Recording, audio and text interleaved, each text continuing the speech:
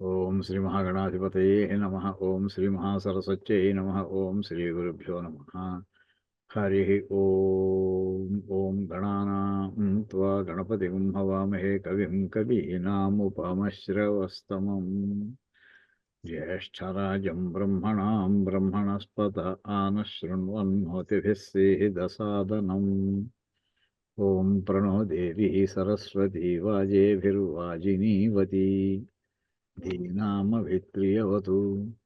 ఓం నారాయణం పద్మభువం వసిష్ఠం శక్తిం చ తత్పుత్రపరాశరం చ వ్యాసం శుకం గౌడపదం మహాంతం గోవిందయోగీంద్రమథాస్య శిష్యం శ్రీశంకరాచార్యమథాస్య పద్మపాదం చ హస్తామలకం చ శిష్యం తంత్రోటకం వార్తికకారమన్యాన్ అస్మద్గురూన్ సంతతమానతోస్మి. శృతిస్మృతిపురాణానామాలయం కరుణాలయం నమామి భగవత్పాదం శంకరం లోకశంకరం. శంకరం శంకరాచార్యం కేశవం బాదరాయణం సూత్రభాష్యకృతౌ వందే భగవంతౌ పునః పునః. ఈశ్వరో గురురాత్మేతి మూర్తిభేదవిభాగినే వ్యోమవద్వ్యాప్తదేహాయ దక్షిణామూర్తయే నమః. ఓం నమో బ్రహ్మాదిభ్యః బ్రహ్మవిద్యాసంప్రదాయకర్తృభ్యః వంశఋషిభ్యః మహద్భ్యः నమో గురుభ్యः. సర్వోపప్లవరహితः ప్రజ్ఞానఘనः ప్రత్యగర్థः బ్రహ్మైవాహమస్మి.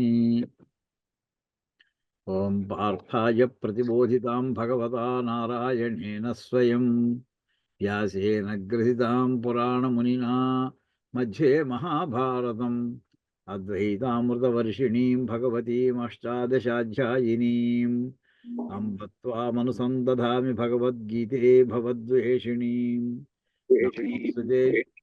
నమోస్తుతే వ్యాస విశాలబుద్ధే ఫుల్లారవిందాయత పత్రనేత్ర येन त्वया भारततैलपूर्णः प्रज्वालितो ज्ञानमयप्रदीपः प्रपन्नपारिजाताय स्तोत्रवेत्रैकपाणये ज्ञानमुद्राय कृष्णाय गीतामृतदुहे नमः.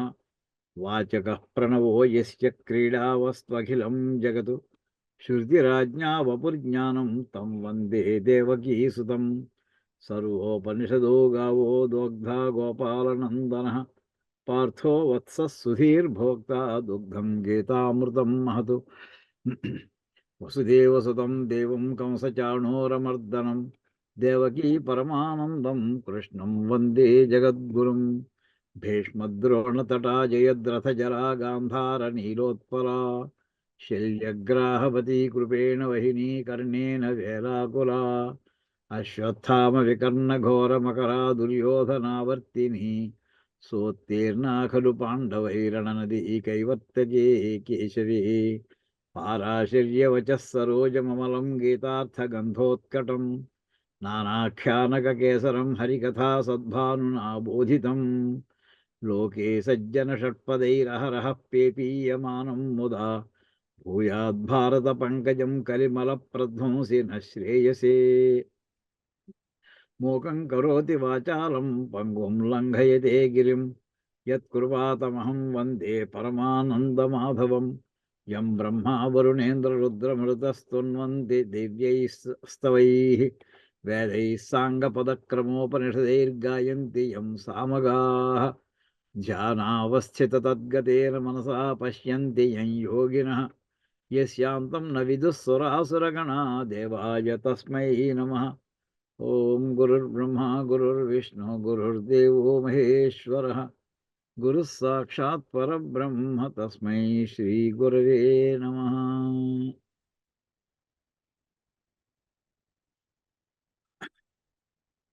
మనం భగవద్గీత 2వ అధ్యాయంలో 13వ శ్లోకం 14వ శ్లోకం దగ్గర ఉన్నామండి.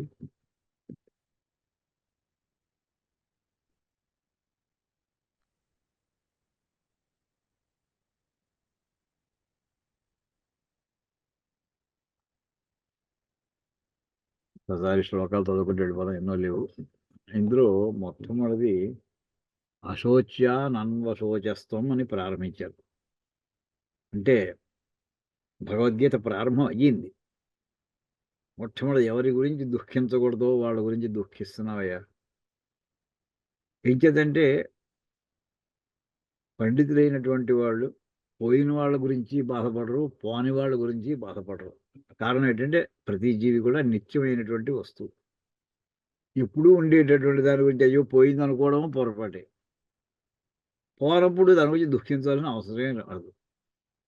ఆయన అక్కడ చెప్పుకొచ్చిన తర్వాత దేహిను ఈ శ్లోకం కూడా చెప్పింది. దేహిను ఎలాంటిదంటే ఇంకో పునర్జన్మ అనేటటువంటిది శరీరంలో పుట్టినప్పుడు ఉన్నట్టుగానే దేహాంతం అయ్యేదాకా ఉండం కదా! ఎప్పటికప్పుడు మార్పులు వస్తూనే ఉంటాయి శరీరంలో. చిన్నప్పుడు చంటి పిల్లాడిగా ఉన్నప్పటి నుంచి, తర్వాత కౌమార వయస్సు, తర్వాత యవ్వనం, తర్వాత వార్ధక్యం. ఇవన్నీ ఎలా అయితే మెల్లగా శరీరం మీదకి వ్యాపిస్తూ అవి దృఢమైపోతుంటాయో, స్థిరమైపోతుంటాయో కొన్నాళ్ళు. తర్వాత మళ్ళీ అది తమ స్థానాన్ని వదిలేసుకొని ఇంకో దానికి చోటిస్తున్నాయో, అదే రకంగా దేహాంతర ప్రాప్తి ఇంకో దేహాన్ని పొందడం కూడా ఈ కంటిన్యూయేషన్‌గానే భావిస్తారు ధీరులైనటువంటి వాళ్ళు, మహానుభావులు. అంచేత నిత్యము మారేటటువంటి వస్తువు గురించి మోహం పడడం చాలా పొరపాటయ్యా అని అంటూ చెప్పి, తర్వాత అక్కడ మాత్రా స్పర్శాస్తు కౌంతేయ శీతోష్ణ సుఖ దుఃఖదాః అగమాపాయినో నిత్యాః తాం స్థితిక్షస్వ భారత. ఈ శ్లోకం మనం చెప్పుకుంటున్నాం, ప్రారంభించాం. పదవిభాగం అండి. మాత్రా స్పర్శాః తు కౌంతేయ శీతోష్ణ సుఖ దుఃఖదాః ఆగమాపాయినః అనిత్యాః తాన్ తితిక్షస్వ భారత. ఇదండి పదవి భాగం. ఇందులో మాత్రా స్పర్శలు అనే మాట ఒక కీవర్డ్ అండి ఇది. అంటే కీవర్డ్ అంటే ఏంటంటే దానికి ఒక స్పష్టమైన మీనింగ్ ఉంది. వాటిని మన వ్యావహారిక పారిభాషిక పదాల్లో మనం వాడేటటువంటి వాళ్ళు విషయములు, శబ్దము, లేదా దృశ్యము, రూపము అనేటువంటి బయటి ఇంకా కురుడి చప్పుళ్ళు కనిపించినవి ఇలాగా ఇవన్నీ కూడా విషయములు అంటారు. ఆ విషయం ఉండొచ్చు, కానీ మన శరీరంలో కొన్ని భాగాలు వాటిని గ్రహించే శక్తి ఉన్నప్పుడు అవి గ్రహిస్తూ ఉంటాయి. చెవి పనిచేస్తూ ఉంటే ఆ శబ్దాన్ని గ్రహించగలదు, కన్ను పనిచేస్తుంటే ఆ దృశ్యాన్ని చూడగలదు. వీటిని ఏమన్నారంటే ఇంద్రియాలు అన్నారు. సో బయట ఉన్నటువంటివి వస్తువులు, ఆ వస్తువును గ్రహించే శక్తి మనకి 5 జ్ఞానేంద్రియాలు ఇచ్చాడు పరమేశ్వరుడు. అంటే వస్తువులు, దానికంటే నెక్స్ట్ లెవెల్ ఇంద్రియం. ఈ 2 కలిసినప్పుడు అవతల వస్తువు జ్ఞానం మనం మైండ్‌లో బయలుదేరుతుంది, మన బ్రెయిన్‌లో పడుతుంది. వీటిని ఏమన్నారంటే మాత్రా స్పర్శలు అని అన్నారండి. వస్తువులు ప్లస్ ఇంద్రియములు కలిసినటువంటి విషయాన్ని మాత్రా స్పర్శలు.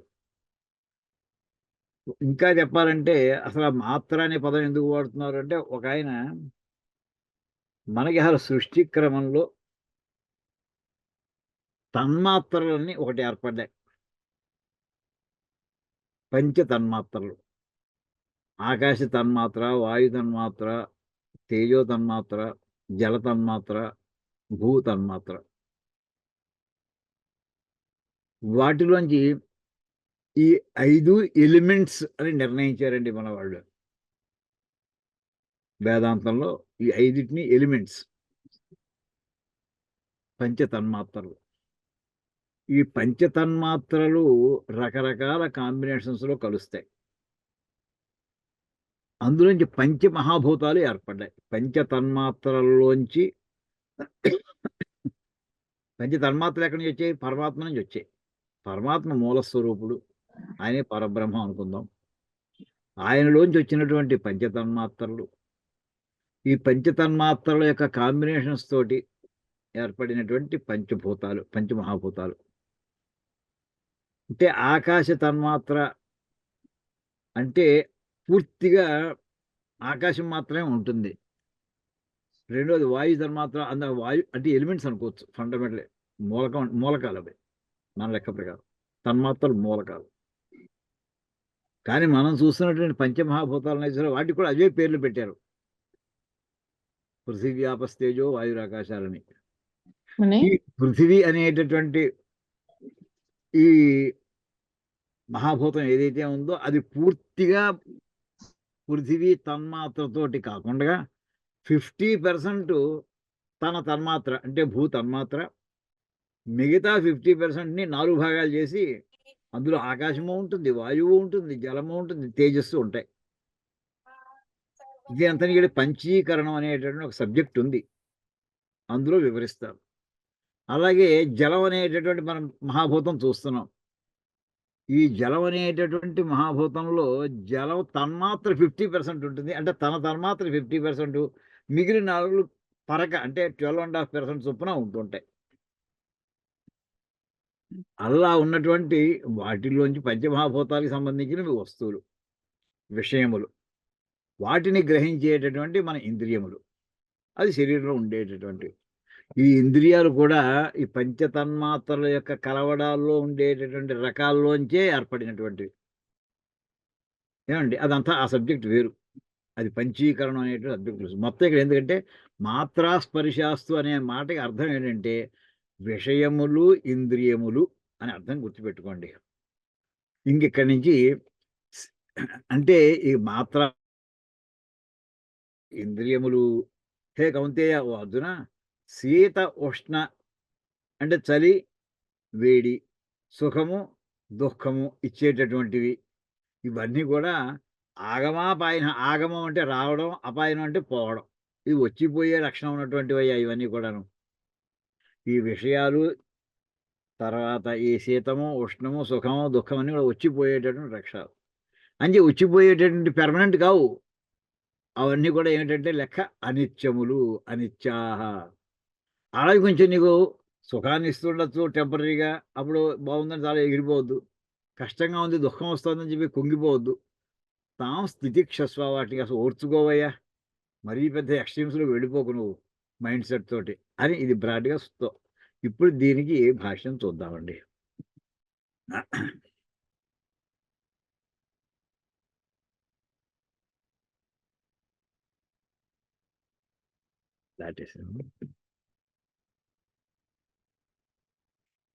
ఇక్కడే ఇచ్చారు, కిందే ఉంది.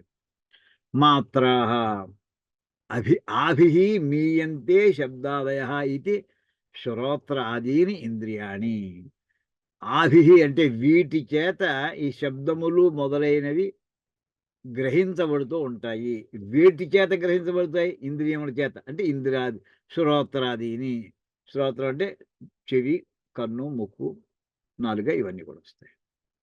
త్వక్కు, చర్మములు.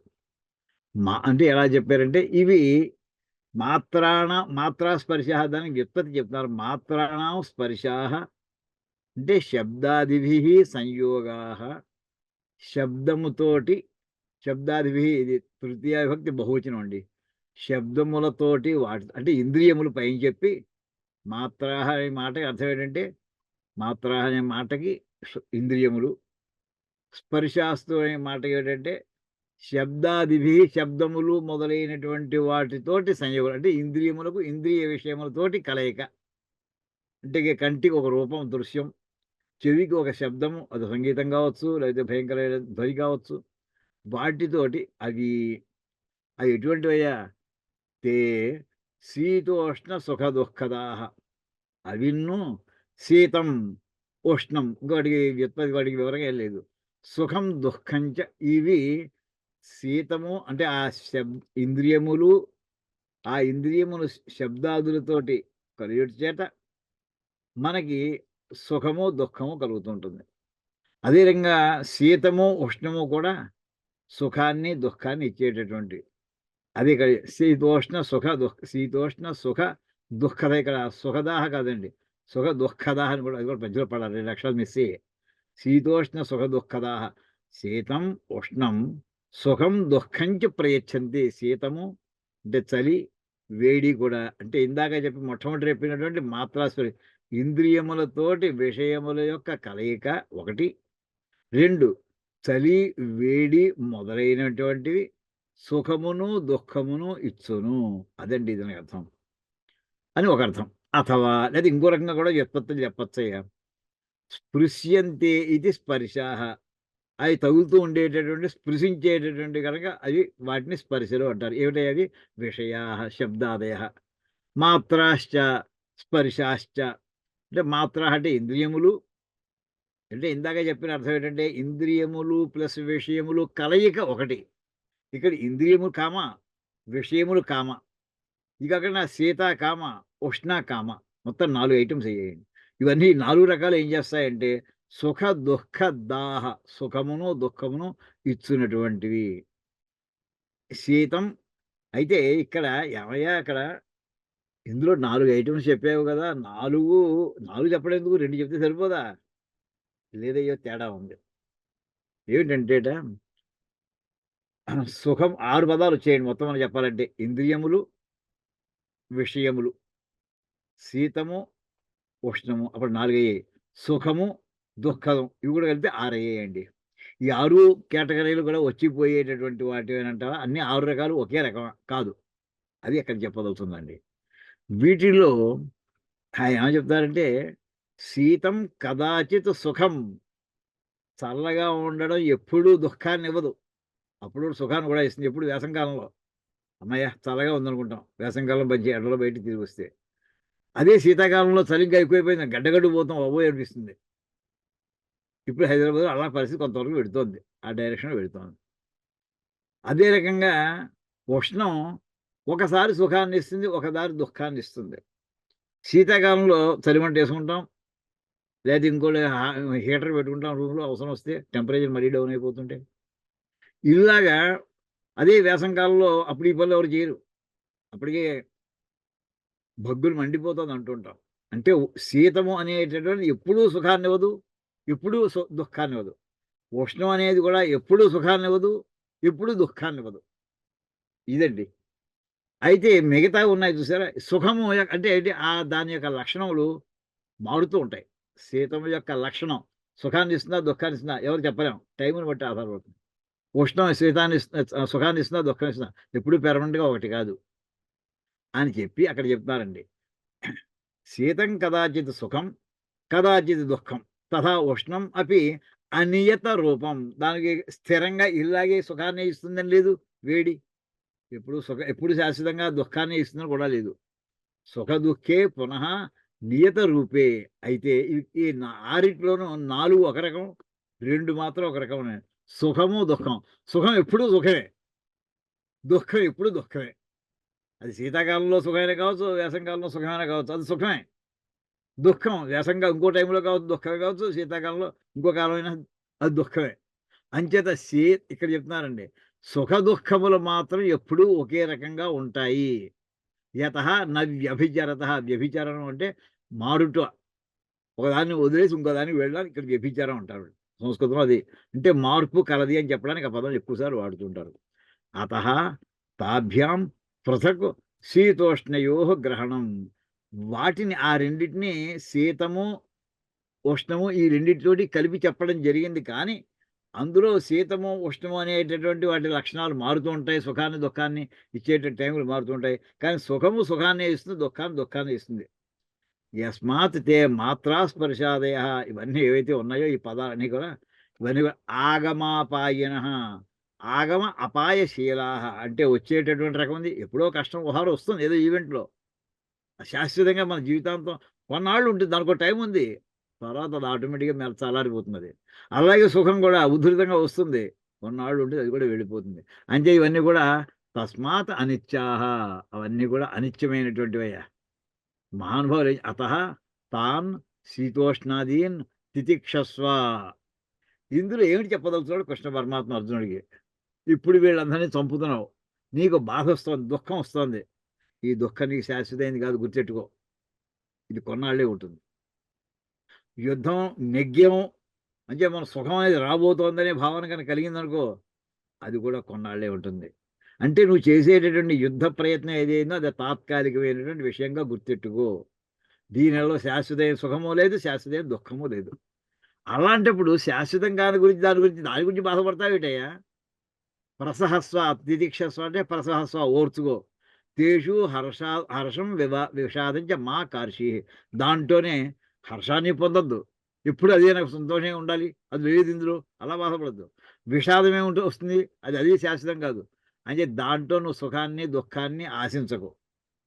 అందులో సంతోషాన్ని, దుఃఖాన్ని కూడా, విషాదాన్ని కూడా అందులో పొందకు నువ్వు అని అక్కడికి ఆ వాక్యం చెప్పడం అయిందండి. చెప్పిన తర్వాత అంటే ఎందులో తీసుకెళ్తున్నారు చూడండి. ఏది శాశ్వతము, ఏది అశాశ్వతము, ఆ డైరెక్షన్‌లో తీసుకెళ్తున్నాడండి కృష్ణ పరమాత్మ. చిన్న మాటలతో ప్రారంభించారు. మొట్టమొదటి ఎక్కడి నుంచి ప్రారంభించారు? 11వ శ్లోకంలో ఏమయ్య, పోయేటటువంటి వాళ్ళ గురించి ఏడవరు. పోని వాళ్ళ గురించి ఏడవరు అనేప్పుడు చాలా సులభంగా అర్థమవుతుంది. ఆ లెవెల్ నుంచి కొంచెం ముందర ఇది ఎలాంటంటే శరీరంలో మార్పులు వచ్చినట్టేనయ్యా పునర్జన్మ రావడం కూడాను. అనేప్పుడు ఏమొస్తుంది? అరే! నీ ఎదురుగుండా ఉన్న భీష్మాదంతా కూడా మళ్ళీ ఇంకో జన్మ ఎత్తారనుకో ఏమైంది? వాడు ఉన్నట్టా? పోయినట్టా? ఈ శరీరాన్ని వదిలేసి ఇంకో వాళ్ళ కోసం నువ్వేడుస్తావేంటి? వాళ్ళు మళ్ళీ ఉంటూనే ఉన్నారు కదా! అంటే నువ్వు ఎవరి గురించి అయితే వాళ్ళు నా వాళ్ళే, నా వాళ్ళని నేనే చంపుకుంటున్నాను ఈ దుఃఖం అది అనవసరం, వాళ్ళు మళ్ళీ పుట్టేస్తున్నారు వాళ్ళు అని అలా చెప్పుకొచ్చాడు. దాని తర్వాత శరీరమే తీసుకొచ్చాడండి. అంటే వీటిలో కూడా ఒక క్రమం ఉంది ఆయన తీసుకున్నటువంటి లాజిక్‌లో. ఇప్పుడు బయట నుంచి ప్రారంభించాడు. ఓ శరీరాలతోటి భీష్ముడిని చూపిస్తున్నాడు, ద్రోణాచార్యుని కృప అందరిని చూపిస్తాడు, దుర్యోధనుని. అక్కడి నుంచి ప్రారంభించి వాళ్ళ గురించి ఏడవకయ్యా అన్నాడు. రెండోది ఎక్కడ తీసుకొచ్చాడండి? శరీరం మీదకి తీసుకొచ్చాడు. శరీరంలో లక్షణాలు కూడా టెంపరరీగా ఉంటాయి. అన్ని లక్షణాలు టెంపరరీవయ్యా అన్నాడు. ఇప్పుడు మూడోది ఎక్కడ తీసుకొచ్చాడండి? లోపల బ్రెయిన్‌లో ప్రవేశించాడండి ఈయన. చూడండి వాటన్నిటిలో సుఖం, దుఃఖాలు బ్రెయిన్‌లోకి వచ్చేటటువంటి యాస్పెక్ట్స్. ఇక్కడ దీని తర్వాత అంటే వీటికి ఎంత సీక్వెన్షియల్‌గా పెడుతున్నాడు చూడండి. ఎంత లాజికల్‌గా పెడుతున్నాడు ఆయన కృష్ణ పరమాత్మ. ఇక్కడ శీతోష్ణాది సరే నీ మాట ప్రకారం నేను శీతోష్ణాదీన సహతః కిం స్యాత్? నువ్వు చెప్పినట్టుగా నేను శీతాన్ని, ఉష్ణాన్ని కూడా తట్టుకుంటానయ్యా. పెద్ద దాని గురించి సంతోషం పడను, దుఃఖం పడను అని అంటా. ఏమిటి నాకేమిటి లాభం అంట? ఏమిటిట? ఇవాళ అందరూ కూడా క్వెషను 20 ఏమిటి నాకేమిటిట అనే క్వెషన్ ఉందండి. అక్కడ అదే అడుగుతున్నట్టు అనుకుని దాని భాష శీతోష్ణాదీన సహతః శీతాన్ని, ఉష్ణాదీన్ని సహిస్తుంటే, ఓర్చుకుంటుంటే కిం స్యాత్ ఏమవుతుందయ్యా? ఇతి శృణు అయితే విను. యం హిన వ్యథయంచేతే పురుషం పురుషర్షభ సమదుఃఖ సుఖం ధీరం సోమృతత్వాయ కల్పతే. యం హి పురుషం సమదుఃఖ సుఖం అంటే ఎవరైతే దుఃఖమును సుఖమును సమానంగా భావిస్తాడో యం హి పురుషం అటువంటి వ్యక్తిని అంటే ఏమిటి సమీ దానికి వ్యుత్పత్తి చెప్తారండి. సమదుఃఖ సుఖం అనే మాటకి సమే దుఃఖ సుఖే దుఃఖము సుఖము సమానముగా యస్య సహా ఎవరికైతే ఉంటాయో అతను సమదుఃఖ సుఖ. అది ద్వితీయావిభక్తి ఏకవచనం వేస్తే సమదుఃఖ సుఖం అంటే తమ్ అని వాడతారండి. ద్వితీయావిభక్తి ఏకవచనం చెప్పడానికి తమ్ అని మాత్రం వాడతారండి. సో ఎవరతను? దుఃఖము సుఖ దుఃఖాలు రెండింటినీ సమానంగా గ్రహించేటటువంటి అంటే సుఖ దుఃఖ ప్రాప్తౌ హర్ష విషాద రహితం. చివరికి ఏంటంటే సుఖం వల్ల హర్షం అంటే ఒక రకమైనటువంటి ఎలివేటెడ్ పొజిషన్‌లో మైండ్ ఉండడం. విషాదం చివరికి డైల్యూటెడ్ కండిషన్ లేదా డిప్లీటెడ్ కండిషన్‌లో మైండ్ వెళ్ళిపోతుంది. డిప్రెషన్‌లోకి వెళ్ళిపోతుంటాం. ఈ డిప్రెషన్‌లోకి, అప్రెషన్‌లోకి వెళ్ళకుండా ఉండేటటువంటి సుఖ దుఃఖ ప్రాప్తం సుఖం లభించింది తత్కాలంలో. దుఃఖము గ్రహించేది. అది తత్కాలంలో, ఆ కాలంలో అప్పటికప్పుడు. అది వచ్చినా కానీ మిగిలిపోయేది ఏంటంటే హర్షం మిగిలిపోతుంది. విషాదం మిగిలిపోతుంది మామూలుగా మనలాంటి వాళ్ళకి. ఈ 2 కూడా లేనటువంటి వాడు ఉంటారండి. వాళ్ళు ఏమంటారు? ధీరం, ధీమంతం, బుద్ధిమంతులయ్యేవాళ్ళు. ఎవరైతే సుఖ దుఃఖాలు రెండింటిని కూడా వచ్చిన సమయంలో దానివల్ల వచ్చేటటువంటి హర్ష విషాదాలను ఎవరైతే పట్టించుకోరో వాళ్ళు ధీరులు. దీనికి మళ్ళీ చెప్తుంటానండి. కాళిదాసు కొటేషన్ గొప్ప శ్లోకం. మీరు రాసుకోకపోతే రాసుకోండి ఒకసారి. ధీర అనే మాటకి. ఒక్కసారి రాసుకోండి అమ్మా. ఇంతే స్టాండర్డ్ కొటేషన్స్ నోటికొచ్చేయాలి. వికారహేతౌ సతి వికారహేతౌ సతి వికారహేతౌ సతి విక్రియంతే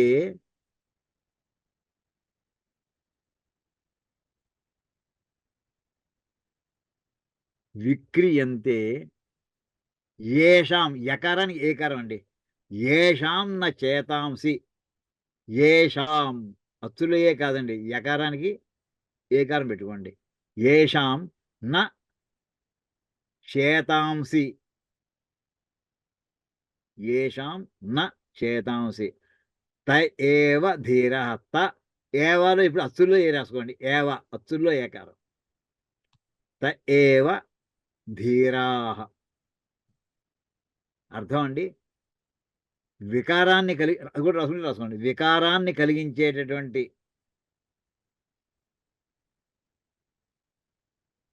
వస్తువులు ఎదురుగా ఉన్న వికారాన్ని కలిగించే వస్తువులు ఎదురుగా ఉన్న ఎవరి ఎవరి మనస్సులు వికారమును చెందవో ఎవరి మనస్సులు వికారమును చెందవో వారు ధీరులు. అదండి. ఇది చాలా స్టాండర్డ్ కొటేషన్ అని భావిస్తుంటాను.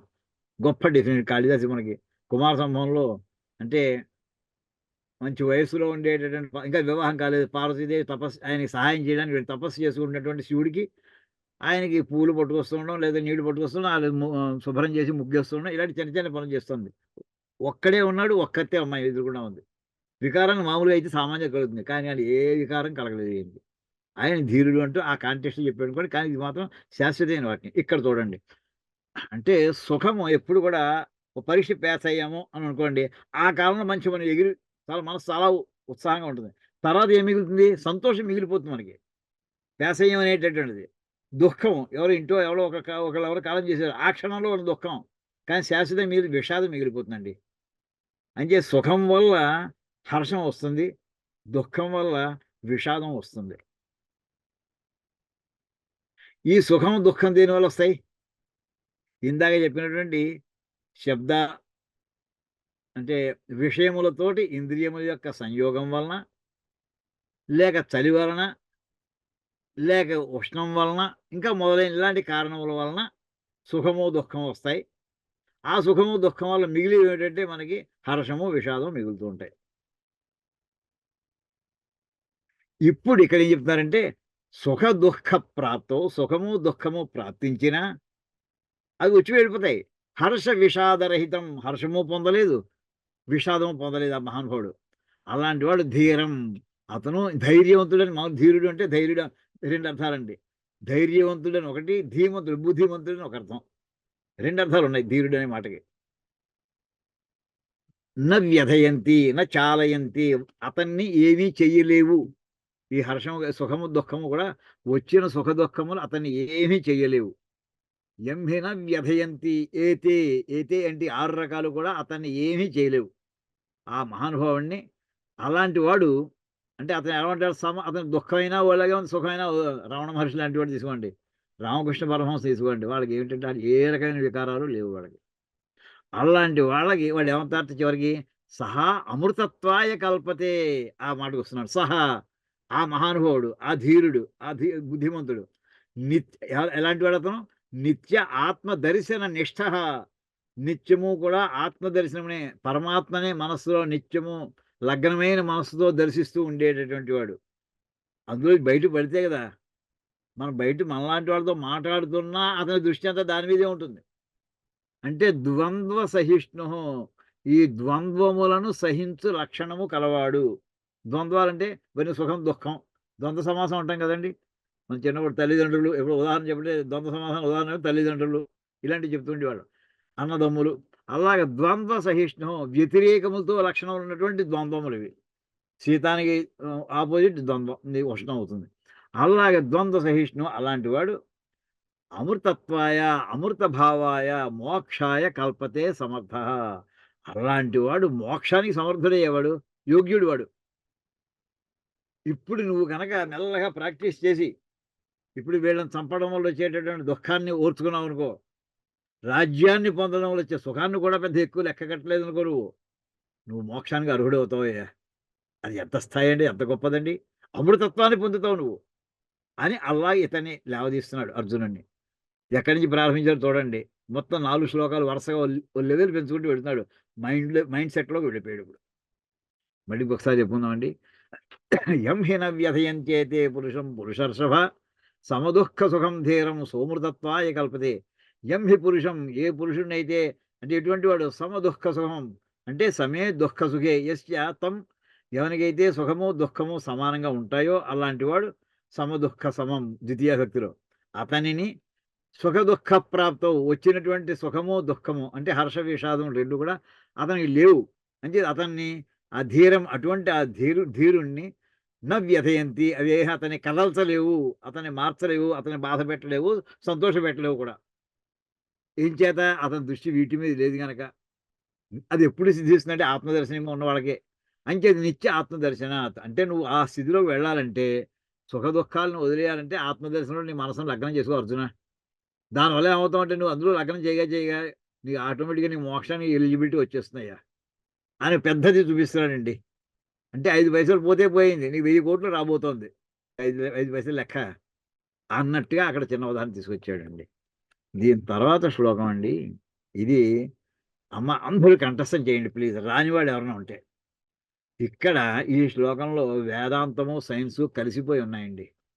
2 ఒకటే చెప్పదలుచుకున్నాయి. వేదాంతం సైన్స్‌లో ఏదైతే ఈవేళ చెప్పదలుచుకుని చివరికి రీసెర్చ్ అవుతోందో, ఆ విషయాన్ని వేదాంత శాస్త్రం ఎప్పుడో చెప్పిందండి. ఐడెంటికల్‌గా. ఆ శ్లోకం ఇది. ఇతశ్చ శోకమోహౌ అకృత్వా శీతోష్ణాది సహనం యుక్తం కర్తుం. అందుచేత, అందుచేత కాదండి ఇందుచేత. ఇతశ్చ, అతశ్చ అంటే అందుచేత. ఇతశ్చ అంటే ఈ కారణంగా. శోకమోహౌ ఆ 2 ద్వంద్వ సమాసం. శోకము, మోహం మనం చెప్పుకున్నాం దాని గురించి వివరంగా చెప్పుకున్నాం. మోహం దానితోటి మనకి ఆకర్షణ పడిపోవడం, పర్యవసానాలు చూసుకోకపోవడం, అవతల వాళ్ళ మాట వినకపోవడం, చివరికి కష్టాలను కొని తెచ్చుకోవడం. దానికి మిగిలినదేమిటంటే చివరి ఫలం ఏమిటి? దుఃఖమే. అంచేత శోకమోహం అకృత్వ ఆ శోకము, మోహము లేకుండా చేసుకొని అంటే దాంతోటి చేసుకోవడం అంటే ఎప్పుడొస్తాయి? దాని చెప్పుకున్నాం. శీతోష్ణాది సహనం చలిని, ఉష్ణము మొదలైన ఆది మదం ఉంది చూడండి. ఆ రెండే కాదు ఇంకా చాలా ఉన్నాయి సుఖాలనిచ్చేటటువంటివి. శీత ఉష్ణాది సహనం యుక్తం కర్తుం. ఏం చేయాలంటే శీతాన్ని, ఉష్ణాన్ని ఓర్చుకోవడం నేర్చుకో. అది యోగ్యమైంది. యస్మాత్ ఎందువలనంటే అంటూ ఇక్కడ చెప్తున్నాడండి. నా సతో విద్యతే భావో నాభావో విద్యతే సతః ఉభయోరపి దృష్టోంతస్తనయో అనయోస్తత్వదర్శిభిః. ఉభయోరపి దృష్టోంతస్త్వనయోస్తత్వదర్శిభిః. పదవిభాగం అండి. న ఇక్కడ అకార ప్రశ్లేష ఉందండి. అసతః విద్యతే భావః. న అభావః విద్యతే సతః. ఉభయోః అపి దృష్టః అంతః తు అనయోః తత్వదర్శిభిః. ఇదండి. ఇందులో అర్థంలోకి వెళ్ళే ముందర నాకు ఈ శ్లోకంతో జరిగినటువంటి ఒక సన్నివేశం ఇదివరకు చెప్పాను. చాలా సార్లు మళ్ళీ చెప్తూ ఉంటాను. జ్ఞాపకం చేసుకుంటూ ఉంటాను. అసలు భగవద్గీత భాష్యం ఈ ఆలోచన పాఠం చెప్పడం గానీ, లేదా చదువుకోవడం గానీ, చదువుకోవడం ఎప్పటినుంచో చదువుకున్నాను. 28 ఏళ్ల క్రితమే చదువుకోవడం జరిగింది. కానీ మళ్ళీ ఓసారి నెమరేసుకుంటూ ప్రవచనంలా చెప్పండి, ఏదైనా మాట పాఠం చెప్పినట్టు అనుకోండి. ఇది నాకు పుష్పగిరి జగద్గురువు ఉండేవారు. నృసింహభారతి స్వామి వారు. వారి అనుగ్రహంతోటి నాకు సిద్ధించిందది. 2015 అంటే మొదలు పెడతామనుకోండి. కానీ ఇప్పుడు కూడా దానికి సంబంధించి ఈవెంట్స్ కూడా జ్ఞాపకం చేసుకుంటూ ఉంటాం గనక, నాకు చాలా ఒక టర్నింగ్ పాయింట్ జీవితంలో భగవద్గీత వెర్సెస్ నేను అనుకుంటుంటే ఈ శ్లోకమే నాకు ఒక టర్నింగ్ పాయింట్ అయిందండి. 2015 ఆషాఢ పౌర్ణమికి పుష్పగిరి మఠంలో ఆవేళ చాతుర్మాస్యం దీక్ష తీసుకున్నారు స్వామివారు. మధ్యాహ్నం ఆ సమయంలో వెళ్ళాం. భోజనాలు అక్కడ చేసాం. మళ్ళీ సాయంకాలం మళ్ళీ రండి అన్నారు. సాయంకాలం మళ్ళీ వెళ్ళాను. సాయంకాలం ప్రవచనం ఉంటుంది వారిది. ప్రవచనం అయిపోతూ ఉండగా నేను ఎక్కడో దూరంగా నుంచున్నాను. ఆయన నన్ను చూసి ప్రధానంగా రేపటి నుంచి లేదా 1, 2 రోజుల్లో భగవద్గీత భాష్యం అంతా కూడా మళ్ళీ ఒకసారి విమర్శ చేసుకోవాలని ఉంది. మీరొచ్చి చదువుతూ ఉండండి అని అన్నారండి. సరే ఆదేశం అది. ఆదేశ అంటారు కదా! ఆదేశం. తప్పకుండా వస్తాను. 1, 2 రోజుల్లోనే ప్రారంభించామండి ఇది. ఆ సమయంలో మా మిత్రులు ఇంకొకాయన అంటే పుష్పగిరి మఠానికి వచ్చేవారు హోతా కామేశ్వరరావుని ఆయన కాలం చేశారు సరిగ్గా. అదే అన్నీ వరుసగా జరిగాయి. అప్పుడే ప్రారంభించాం. ఆయన కాలం చేశారు. స్వామీజీకి చాలా ఆప్తులాయన. ఆయన వారసుగూడలో బ్రాహ్మణ బస్తీలో ఉండేవారు హోతా కామేశ్వరరావు. ప్రధానంగా మనం అక్కడికి ఒకసారి వెళ్ళొద్దాం రండి అన్నారు.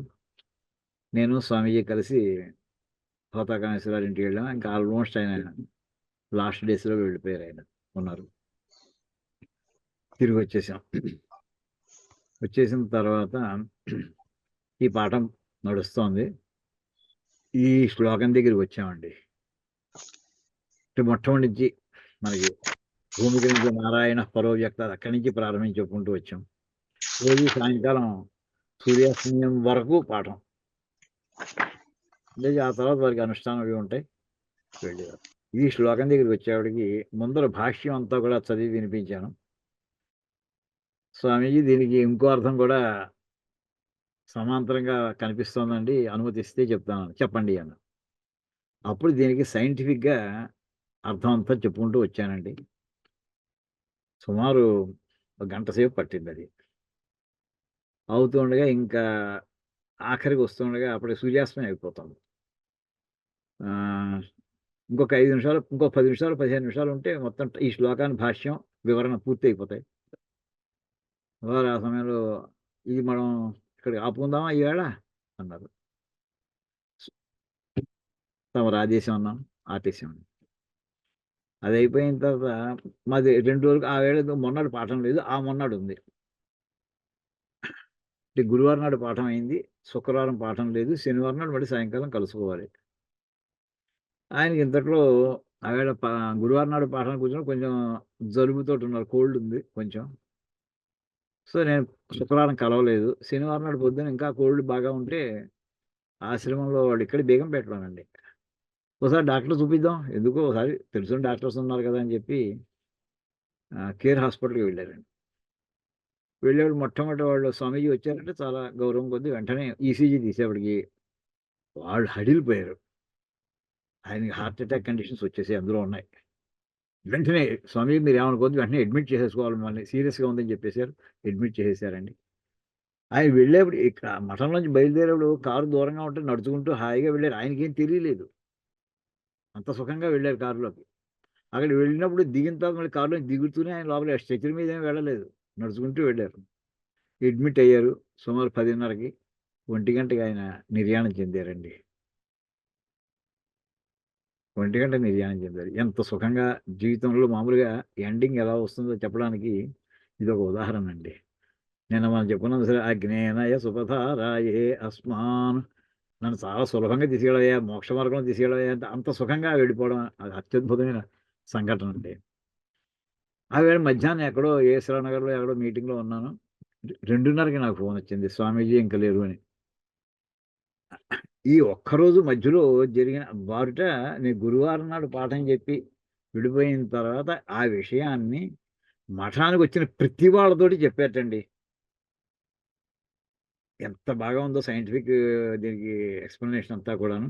అందరూ మళ్ళీ పెట్టిస్తాను, మళ్ళీ ఉపయోగం అని అన్నారు. మళ్ళీ మేము శనివారం నాడు కలిసి ఉంటే ఆ మాట మళ్ళీ వారు చెప్పుండేవారేమో. అక్కడ వచ్చి అందరూ మీ గురించే చెప్పుకొచ్చారని ఎంతమంది చెప్పారో ఆ మాట ఆయన అందరితోటి చెప్పారట. ఈ ఒక్క శ్లోకానికి ఎంత లోతైన అర్థం, అటు సైంటిఫిక్గా కూడా కన్విన్సింగ్గా మోడర్న్ యూత్ కూడా వెళుతుంది, అటు వేదాంతపరంగా భాష్యపరంగా ఎలా ఉంది, రెండు ఒకే విషయాన్ని ఎలా ప్రస్తావిస్తున్నాయని చెప్తూ ఆ మాట అన్నారు. స్వామివారికి ఒక నమస్కారం చేసుకుంటూ ఇందులో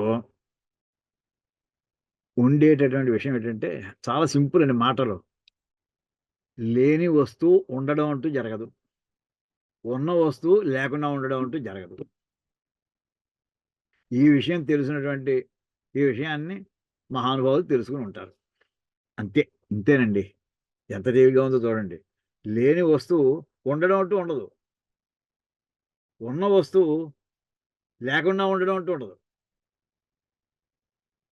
ఈ విషయాన్ని మహానుభావులు తెలుసుకుంటారు. ఇదండి కృష్ణ పరమాత్మ, దాని లోతులు చూశారు మహానుభావులు. ఇంతే, ఈ 3 అర్థాలండి, వాక్యాలండి. ఇప్పుడు దీన్ని చూడండి, ఆ మాటకి ఎక్కడ వస్తుందో. అసతః, దీని 3 పేజీలు రాశారండి వ్యాఖ్యానం శంకరులు, భాష్యం ఈ ఒక్క శ్లోకానికి. అసతః అవిద్యమానస్య శీతోష్ణాదేహే సకారణస్య న విద్యతే నాస్తి భావః భవనం అస్థిత. అంటే ఏంటంటే అవిద్యమానస్య, అసతః అంటే లేనిది, అవిద్యమానస్య అంటే శాశ్వతంగా ఉండనిది. శాశ్వతంగా ఉండనిది ఏమిటి? ఇప్పుడు ఇంత రకాల శ్లోకం ఏం జరిగింది, శీతం ఉష్ణమును. శీతాకాలం ఎప్పుడు శాశ్వతంగా 12 నెలలు అదే ఉండదు, వేసంకాలం కూడా 12 నెలలు అదే ఉండదు. చలి కూడా మనకు వచ్చింది కూడా పెర్మనెంట్గా ఉండదు, కాసేపు ఉంటుంది, కాసేపు వెళ్ళిపోతుంది. అంచేత అవిద్యమానస్య అంటే తెలియనటువంటి అజ్ఞానముతో కూడినటువంటిది, తెలియనటువంటిది, ఉండనటువంటిది, అసత అంటే ఉండనటువంటిది శీతము, ఉష్ణము మొదలైనటువంటివి. అవి ఎటువంటివి? అవి కారణం ఉన్నాయి. ఎందుకు చలిగా ఉంది మీకు? అది శీతాకాలం గనక, లేదా ఏసీలో గట్టిగా ఏసీ ఎక్కువ పెట్టేసుకున్నారు కనుక, ఏదో కారణం ఉంటుంది. అంటే ఇవన్నీ కూడా ఉష్ణం కూడా ఎందుకు వేడిగా ఉంది? అంటే వేసవికాలం గనక, లేదు ఎండలో నుంచున్నావు గనక, ఏదో కారణం ఉంటుంది. అందుచేత ఒక్క సెకండ్.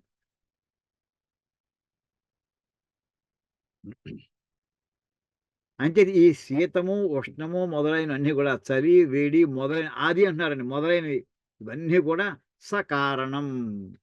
మరి వీటిని ఏమంటారయ్యా? కార్యం అనాలట. దేనికైతే ఒక కారణం ఉందో, దేనివల్ల ఇవి ఏర్పడ్డాయో, ఈ ఏర్పడడానికి కారణానికి కారణం అని అంటుంటాం. ఈ దానివల్ల ఏదైతే ఉద్భవించిందో దాన్ని కార్యము అంటారండి. మనకి విష్ణు సహస్రనామంలో ప్రారంభమే ప్రారంభం. విశ్వం విష్ణు అని పదాలొచ్చాయండి. ఈ విశ్వము కారణమా? కార్యమా? విశ్వం తయారైన వస్తువు. కార్యం ముందే చెప్పారు. మరి దీనికి కారణం ఎవరయ్యా? వెంటనే పక్కనే చెప్పేసాడు విష్ణు. ఇది కార్యకారణ సంబంధం అంటామండి. అంటే ఈ తయారైన వస్తువుకి, తయారు చేసిన వాడికి సంబంధం ఉంటుంది ఎప్పుడు కూడా. ఒక కార్పెంటర్ ఒక తలుపు తయారు చేస్తాడు, లేదా ఒక టేబుల్ తయారు చేస్తాడు. ఎవరు చేశారండి? చాలా ఎవరు చేశారని అడుగుతాం, వెంటనే అడుగుతాం మనం. మీ మేస్త్రి ఎవరిని అడుగుతాం, ఓ ఇల్లు బాగా ఉంటే. ఇలాగ కార్యకారణ సంబంధం ఉంటుందండి. ఈ కార్యంగా తయారైంది ఎప్పుడు కూడా పెర్మనెంట్ కాదుట. కారణం, ఆ కారణం ఉండబట్టి ఇది ఉంది. ఆ కారణం పోతే ఇది కూడా పోవచ్చు. శీతాకాలం ఉన్నంత సేపు చలి ఉంటుందండి. ఆ శీతాకాలం అయిపోతే ఇంక చలి ఉండదు. అంచేత శీతము ఉండుటకు కారణం, దానికి ఏదో కారణం ఉందో, ఆ కారణం ఇంతకంటే కొంచెం ఎక్కువ కాలం ఉండేటటువంటిది. ఈ తయారైన వస్తువు శాశ్వతమైనది కాదు. అక్కడ ఇది చూస్తున్నారండి. నహి శీతోష్ణాది, చలి, వేడి మొదలైనవి కాదు. సకారణం ప్రమాణై నిరూప్యమాణం వస్తు సత్ భవతి. ఇక్కడ అంటే కారణం అంటే దీనికి ఆధారం ఏమిటి? దాని ప్రమాణం ఏమిటి? ప్రామాణికత ఏమిటి అని చెప్పడం. అలా చెప్పబడేటటువంటి ప్రమాణై నిరూప్యమాణం వస్తువు. ఇదిగో నేను చూస్తున్నాను, నాకు కనిపిస్తోంది. అదొక ప్రమాణం. ప్రత్యక్ష ప్రమాణం అది. ప్రమాణాలు రకాలు చెప్పారండి. 6 రకాలు చెప్తారు. ప్రత్యక్ష, అనుమానం మొత్తం ఇలా. అందులో ఈ రకాల ఇందులో ఈ ప్రమాణాల్లో మళ్ళీ భేదాభిప్రాయాలు ఉన్నాయి మహర్షులకి. 4 ప్రమాణాలని వాళ్ళు, 3 ప్రమాణాలని కొందరు, 4 ప్రమాణాలని, 6 ప్రమాణాలని, శాస్త్రాల్లో కొంచెం కొంచెం చిన్న చిన్న తేడాలు. ఒక దాంట్లో ఎక్కువ, ఒక దాంట్లో తక్కువ, అంటే దాన్ని ఇంకా విపులంగా వెళ్ళారని అర్థం అంతే. ము ముఖ్యంగా మనకి ప్రత్యక్ష ప్రమాణము, అనుమాన ప్రమాణము ఈ రెండూనండి. సాదృశ్య ప్రమాణం ఇంకోటి. ప్రత్యక్షం అంటే ఎదురుగా నా కళ్ళతో చూస్తున్నాను, లేదు నా చెవులతో విన్నాను నేను. అంటే ఈ నా ఇంద్రియములతోటి నేను జ్ఞానాన్ని పొందగలిగాను. అది ప్రత్యక్ష ప్రమాణం. అక్షం అక్షం అంటే అక్కడ కన్ను, ఒక చూసేదానికే ప్రత్యక్షం కాదండి, అవి గుర్తెట్టుకోండి. నేను విన్నాను అంటూ చూడడం లేదు, వినడం ఉంది. అది కూడా ప్రత్యక్షమే. ఏమండి? అలాంటివి. ఆ అంచేత సకారణం అంటే ప్రమాణై నిరూప్యమాణం. ప్రమాణముల చేత నిరూపించడానికి వీలైనటువంటి వస్తువు సద్భవతి. అది ఆ వస్తువు ఉంటుంది. అది కానీ వికారోహి సహా వికారశ్చ వ్యభిచరతి. అయితే మార్పు ఏదైతే ఉందో సహా వికారః. కానీ నువ్వు ఏ వస్తువునైతే చూస్తున్నావో గుర్తెట్టుకో, అది ఒకదానికి మార్పు పొందినటువంటి స్థితిలో నువ్వు చూస్తున్నావయ్యా. అసలు దాన్ని చూడట్లేదు నువ్వు. అది వికారోహి సహా. అది మార్పే. దేనికి మార్పు? ఏదో అసలు వస్తువు ఏదో ఉంటుంది. నీళ్లు ఐసు కింద మారిపోయి, ఐసు నీళ్లు కింద మారిపోయింది. నీళ్లుగా మారిపోతే దానికి ఆధారం ఏంటి? వెనకాల ఐసు. అది నువ్వు ఐసుని చూడట్లేదు, నీళ్లు చూస్తున్నావు, చల్లగా ఉన్నాయి. ఇంచేత సపోజ్ మీరు ఉత్తర కాశీ అక్కడికి వెళ్ళారనుకోండి, గంగోత్రి, యమునోత్రి అలాంటి చోట పెడితే గడ్డగట్టుపోయి నీళ్లు ప్రవాహం చూస్తాం. అక్కడ ఐసు గడ్డలు లేవు అక్కడ. కానీ అవి ఎంత చల్లగా ఉన్నాయి. తట్టుకోలేని, ముట్టుకోలేనంత చల్లగా ఉంటాయి. దానికి కారణం వెనకాల ఉన్నదంతా మంచు, అక్కడ హిమాలయం అది. హిమానికి ఆలయం. అల్లాగా ఈ ప్రతి వస్తువు కూడా వికారశ్చ భవతి. అదొక మార్పు చెందే లక్షణం కలిగినటువంటిది.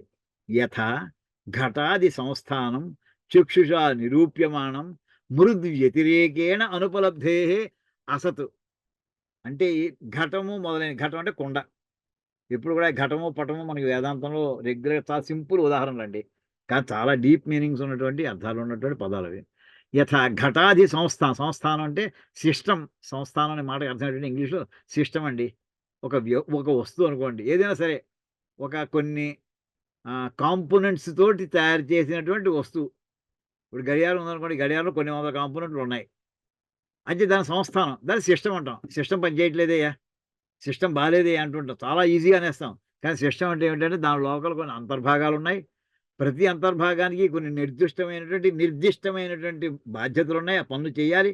అవన్నీ ఏ భాగం ఎలా పనిచేయాలో, ఎప్పుడు పనిచేయాలో, ఎంతసేపు పనిచేయాలో అదే రకంగా పనిచేస్తుంటే సిస్టమ్ బావుంది అని అర్థం అంటామండి. ఇంత ఆలోచించాలం. సింపుల్‌గా ఫైనల్‌గా అది వర్క్ చేస్తుందా లేదా? రైల్వే స్టేషన్‌కి వెళ్ళాం. రైలు టైంకొచ్చింది. అబ్బా! చాలా బాగుంది ఇవాళ, ఎప్పుడు ఊహించలేదు.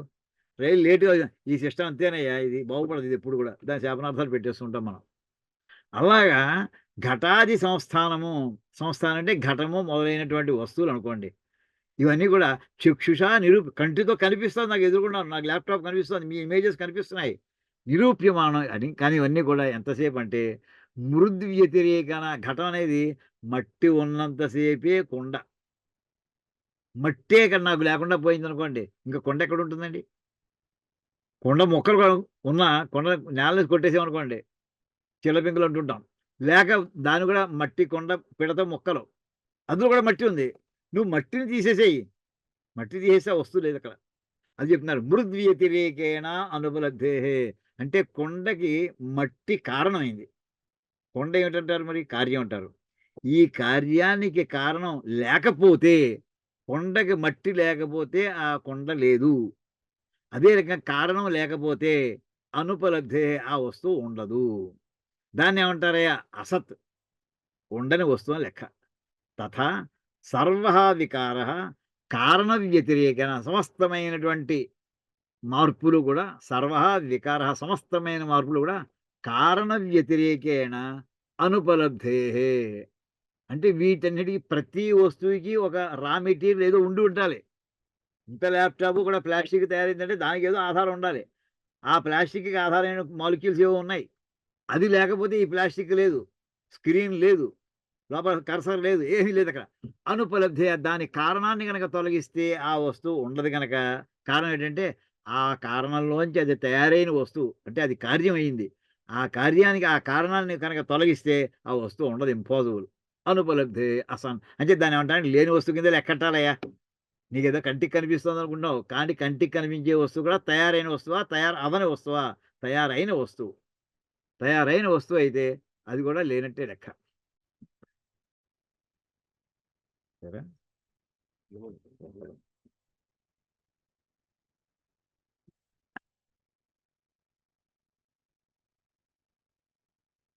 జన్మ ప్రధ్వంసాభ్యాం ప్రాక్ ఊర్ధ్వం చ అనుపలబ్ధేః మృదాది కారణస్య చ తత్కారణ వ్యతిరేకేణ అనుపలబ్ధేః అసత్వం. రండి.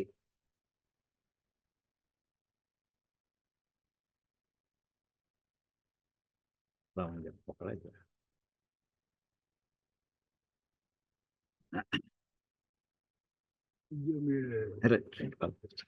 గొడవ కొట్టడం. నమస్కారం. కూర్చో. కూర్చో ముందర కొంచెం ఇది ముందర కనిపిస్తుంటుంది. అలా వేసుకో. సరైన టైంకి వచ్చారు. కూర్చో. అంచేత ఇక్కడ ఒక్కసారి ఆ వాక్యం చూసుకుంటూ, అంటే వస్తువు అనేటటువంటి విషయంలోకి వచ్చేప్పటికి ప్రతి వస్తువు కూడా తయారవ్వడానికి ఏదో ఒక కారణం వస్తుంది. మూల పదార్థం ఏదో ఉన్నప్పుడే ప్రతి వస్తువు తయారవుతుంది. ఆ మూల పదార్థానికి ఇంకో పేరేంటంటే కారణము అంటారు. తయారైన వస్తువుని ఏమంటారంటే కార్యము అంటారు. ఈ తయారైన ప్రతి వస్తువు కూడా మార్పు చెంది, అంటే అసలు వస్తువు ఏదైతే ఉందో, మూల పదార్థం ఏదో అది కొంత మార్పులు చెందగా టెంపరేచర్ పెంచడమో, హీట్ చేయడమో, ఇంకోటి చేయడమో, చల్లబరచడమో చేస్తేనే తయారవుతుంది. అందుచేత సర్వః వికారః, ప్రతి మార్పు కూడా కారణ వ్యతిరేకేణ, దాని అది గనక లేకపోతే అనుపలబ్ధే, ఈ కార్యం తయారైన వస్తువు తయారవ్వడానికి ప్రశ్నే లేదసలు. అసన్ జన్మ ప్రధ్వంసాభ్యాం ప్రాక్ ఊర్ధ్వం చ అనుపలబ్ధేః మృదాది కారణస్య చ తత్కారణ వ్యతిరేకేణ అనుపలబ్ధేః అసత్వం. ఒక వస్తువు గురించి చెప్తానండి మా గురుగారు. ప్రాగభావము, ప్రధ్వంసాభావం ఇది కూడా జస్ట్ రాసుకోగలిగితే రాసుకోండి, రాసుకోకపోయినా ఏం ప్రమాదం ఏం లేదు.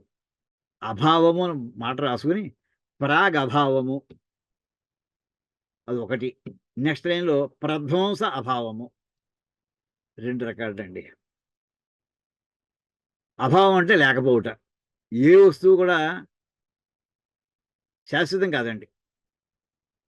ప్రాగభావం అది తయారయ్యే ముందు ఆ వస్తువు ఉందా? ఓ వాచి, ఓ కంప్యూటరు, ప్రపంచంలో ఏ వస్తువైనా సరే ఫ్యాక్టరీలో తయారయ్యే వస్తువు అది ఇంకా తయారవ్వలేదు అని అన్నామనుకోండి. ఆ తయారు అవ్వని క్రితం దాన్నేమంటారంటే ప్రాక్ అంటే ముందు. దాని ఉత్పత్తికి ముందు ఆ వస్తువు లేదు. ఉత్పత్తికి ముందు లేకపోవడాన్ని ఏమంటే ప్రాగభావం అని అంటారండి. ఉత్పత్తికి ముందు ఆ వస్తువు యొక్క ఉత్పత్తికి ముందు లేకపోవడం. ఈ వస్తువు మొత్తం మీద తయారైంది. ఫ్యాక్టరీలోనో ఎక్కడో మామూలు అనేక రకాల పద్ధతుల్లో. కొన్నాళ్ళు ఉంటుంది. ఇది శాశ్వతం. సూర్యచంద్రులు ఉన్నంత కాలం ఉంటాయా ఇవి? ఉండవు. ఎప్పుడో నాశనం అయిపోతుంది. పాడైపోతుంది. పాడైందో బయట పడేస్తాం. మిషన్‌లో తొక్కించేస్తారు. ముక్కలు ముక్కలు చేసేస్తారు. కనిపించకుండా చేసేస్తారు. అంటే మనం చిన్న ఉదాహరణ చెప్పాలంటే గాజు గ్లాసు నేలనేసి కొట్టామనుకోండి. అంతవరకు ఉన్న గాజు గ్లాసు లేదక్కడ. దాన్నేమంటారంటే ప్రధ్వంస అభావం. అంటే పగిలిపోయిన తర్వాత ధ్వంసం చేసేసాం. ధ్వంసం చేసేసిన తర్వాత ఆ వస్తువు ఉండదు. పరా అనే మాట కాదు ఇంకా బాగా చితక్కొట్టేయడం. ధ్వంసమే కాదు. ప్రధ్వంసం. అంటే సంపూర్ణంగా దాన్ని నాశనం చేసేసాం. చేసిన తర్వాత ఆ వస్తువు ఉందా? లేదు. ఇప్పుడుట ఇక్కడ చెప్పదలుచుకుంది ఏంటంటే కృష్ణ పరమాత్మ అర్జునుడికి బోధిస్తుందంటూ ఈ మాటలన్నీ చెప్తున్నాడు. ఒక వస్తువు లేకపోవడం అంటే ఇది మన కంటికి కనిపించకపోవడమే కాదయ్యా! అది ప్రాగభావము ఉంది. ఆ వస్తువు ఉత్పత్తి అవ్వనప్పుడు లేదు. కొన్నాళ్ళు ఉన్నట్టు కనిపిస్తది గుర్తెట్టుకోండి అది కూడాను. కొన్నాళ్ళు ఉన్నట్టుగా ఉంది. ఆ ఉన్నప్పుడు కూడా అది ఉందా అంటే దానికి ఆధార వస్తువు మూల పదార్థం ఏదో ఉంది. ఆ మూల పదార్థాన్ని తీసేస్తే అది కూడా అప్పుడు కూడా లేదు. దాన్ని పగలగొట్టేసాం. ప్రధ్వంసాభావం తర్వాత కూడా ఆ వస్తువు లేదు. ఇంకెప్పుడుందయ్యా ఈ వస్తువు అసల? మన మధ్యలో అంటే ప్రాగభావం తర్వాత ఉత్పత్తి అయిన తర్వాత ధ్వంసం అయ్యే ముందు కాలంలో అది ఉన్నట్టు కనిపిస్తుంది. గుర్తెట్టుకోండి. అది లేదక్కడ. ఉన్నట్టు కనిపిస్తోంది. ఇంకేదంటే అది కారణం మీద ఆధారపడింది. ఆ కారణం అంటే మూల పదార్థం. మూల పదార్థాన్ని అది ఉన్న కాలంలోనే మూల పదార్థం తీసేసామనుకోండి. అప్పుడు ఉండదది. అని ఇక్కడ 3 రకాలుగా చెప్పుకొచ్చారండి. జన్మ ప్రధ్వంసాభ్యాం ప్రాక్ ఊర్ధ్వంచ అంటే జన్మ అంటే ఉత్పత్తి. దానికి ప్రాక్ అంటే ముందు, ప్రధ్వంసాభ్యాం ఊర్ధ్వం అంటే ధ్వంసం అయిపోయిన తర్వాత. ప్రాక్ అంటే ముందు, ఊర్ధ్వం అంటే తర్వాత అండి. ఊర్ధ్వం అంటే పైనని కాదు. ఊర్ధ్వం అంటే తర్వాతని. అనుపలబ్ధే ఆ వస్తువు లభించదు. ఇలాంటిదే మృదాది కారణస్య చ తత్కారణ వ్యతిరేకేణ అనుపలబ్ధే అసత్వం. ఈ ఘటన ఉదాహరణ తీసుకున్నారు కుండ. ఆ కుండ అనేది ముందు లేదు, మట్టి లేనప్పుడు లేదు. మట్టి ఉన్నప్పుడు అది ఉన్నట్టుగా కనిపిస్తోంది. కానీ మట్టి ఉన్నంత సేపే ఉంటుందది. అయిపోయింది ధ్వంసం అయిపోయిన తర్వాత ఇంక మనకి మట్టే కనిపించట్లేదు. ఇంకా మనకి వస్తువు కనిపించదు. ఇది ఈ రకంగా చెప్పుకొచ్చారండి. ఇలా ఇదంతా ఎక్కడికి పెడుతున్నాం చివరికి అసలు విషయం ఏంటంటే భారతంలో అర్జునుడు యుద్ధం చేయాలి పాపం. ఆయన తాత్పర్యం. ఎక్కడికి తీసుకెళ్ళిపోయాడో చూడండి. చివరికి తీసుకెళ్ళి అబ్స్ట్రాక్ట్ సైన్స్‌లోకి పట్టుకుపోయాడండి. 4 శ్లోకాల్లోకి. 4 శ్లోకాలు ఎంత ఎలివేట్ చేసేసాడో చూడండి మైండ్ సెట్‌ని. చేసేసి తర్వాత ఇదంతా దాని మీద జరిగేటటువంటి ఇంకా మధ్యలో భాష్యం ఉందేమో.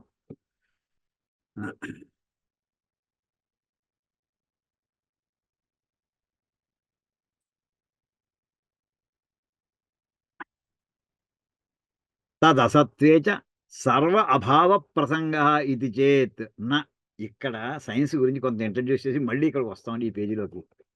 ఈవేళ న్యూక్లియర్ సైన్స్ మీకు పాఠం చెప్పి తీరాలని పెట్టుకున్నాను నేను. లేకపోతే నాకు సంతృప్తి లేదసల. ఈ ఉండడం ఏంటి, లేకపోవడం ఏంటి అసల వస్తువు దాని సంగతి తెలుసుకోవాలి.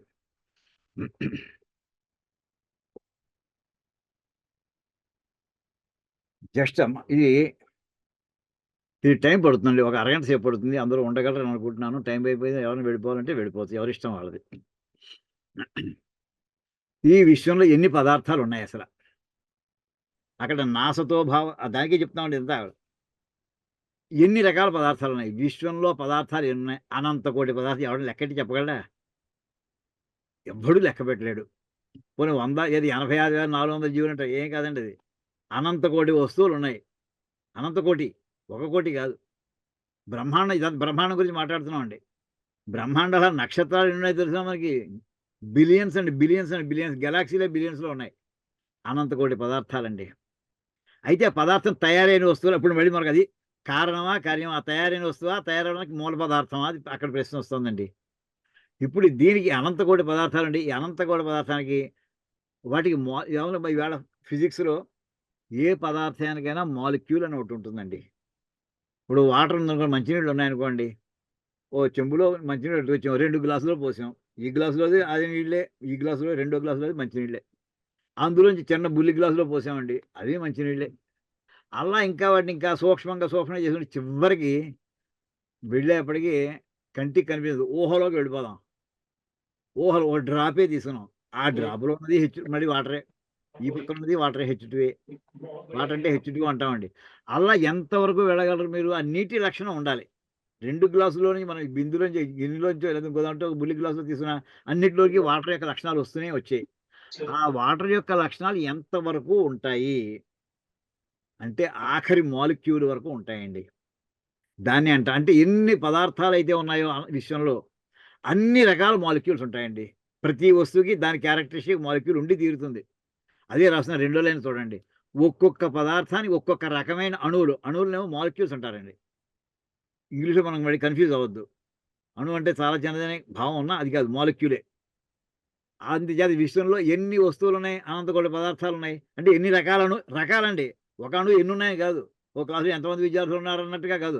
విద్యార్థుల్లో రకాలు. మగాడు, మగపిల్లడు, ఆడపిల్ల అంతే. రెండే రకాలక్కడ. అలాగే ఇక్కడ అనంత కోటి రకాల మాలిక్యూల్స్ ఉంటాయండి విశ్వంలో. అయితే ఈ అనంత కోటి మాలిక్యూల్స్ అవి మూలకములా? అవే ఆఖరా? అన్ని దాంతోటే తయారవుతాయా? లేక అవి కూడా తయారైన వస్తువులా?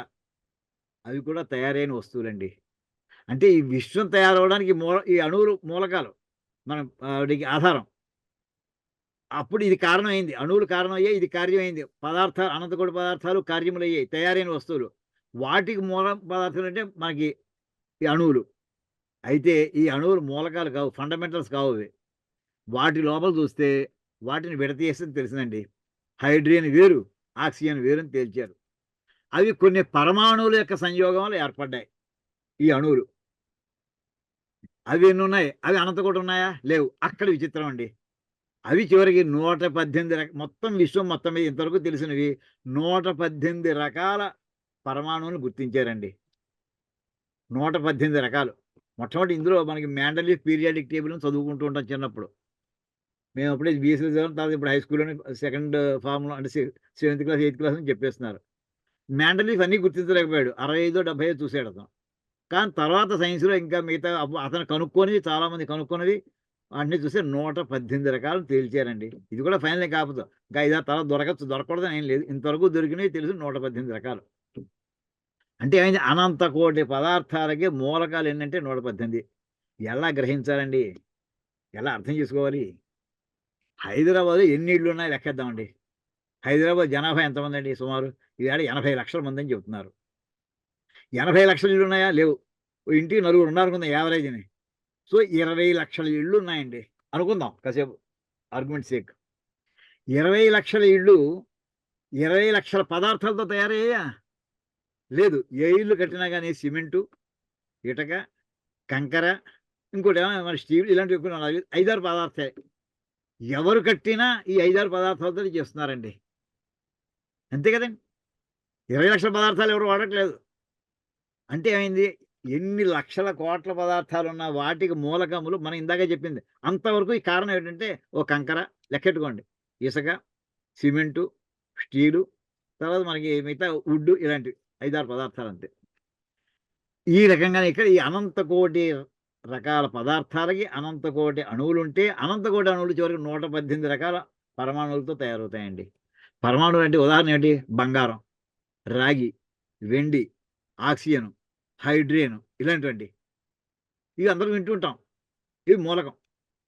అయితే ఈ 18 రకాలని మళ్ళీ వీటిని పరిశీలన చేశారండి. అని దీంతో తయారవుతాయి అన్నారు కదా!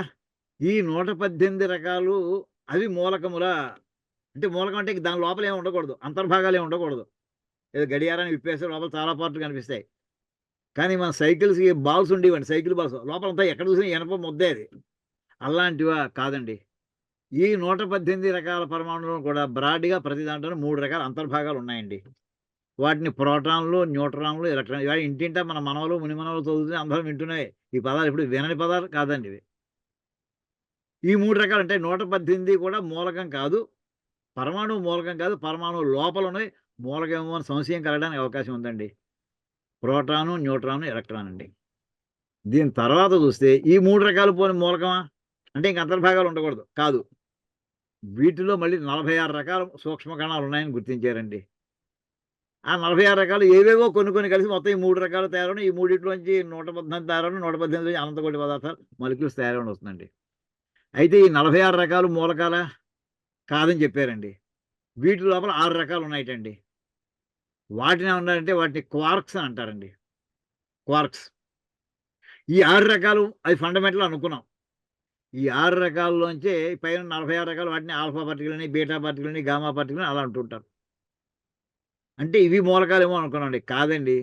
స్టీఫెన్ హాకింగ్ అనేటటువంటి వాడు ఏమన్నాడంటే, ఈ 6 ఏవైతే అంటే మన కరెంట్‌తో సహా, మాగ్నెటిజంతో సహా మొత్తాన్ని కూడా పదార్థాలు లెక్కన ఇంత పట్టుకొచ్చేసారండి వాళ్ళు. అన్నిటికి కలిపి ఒకటే మూల పదార్థం ఉంది. ఈ 6 రకాలకి కూడా. దానికి ఏమైనా పేరు చెప్పవయ్యా? సంథింగ్ అన్నాడు వాడు. దాని పేరే సంథింగ్. ఇదేం పేరయ్యా? అంటే మనకి ఎక్స్‌రే అలా కనుక్కుంటే దాని పేరు ఎలా వచ్చిందో మొన్ననే చెప్పానండి. మేడమ్ క్యూరీ ఆవేళ ల్యాబ్‌లో వెళ్ళేప్పటికి ఏదో వస్తువు పెట్టి వెళ్ళింది. ఎదురుగుండా ఫిల్మ్ పెట్టింది. మధ్యలో ఏదో వస్తువు ఉంటే దీని ఇమేజ్ దాని మీద పడింది. అంటే ఇందులో ఏవో కొన్ని కిరణాలు పెడుతున్నాయి. ఎవరో పక్కవాడు "ఏం దాని కిరణాలు ఏమి?" "ఏదో సమ్ ఎక్స్‌రే" అందిట. ఆ సమ్ ఎక్స్‌రే దానికి అసలు అదే ఎక్స్‌రే అయిపోయి కూర్చుందండి. ఎక్స్‌రే అసలు పేరు అది కాదు. దానికి ఏదో ఇంకోటున్నాయి. అది అలాగా ఈ సంథింగ్ అని అన్నాడు. ఈ సిద్ధాంతాన్ని ప్రతిపాదన చేసినటువంటి వాడు మనకి స్టీఫెన్ హాకింగ్ అండి. ఒక్క సెకండ్ అండి.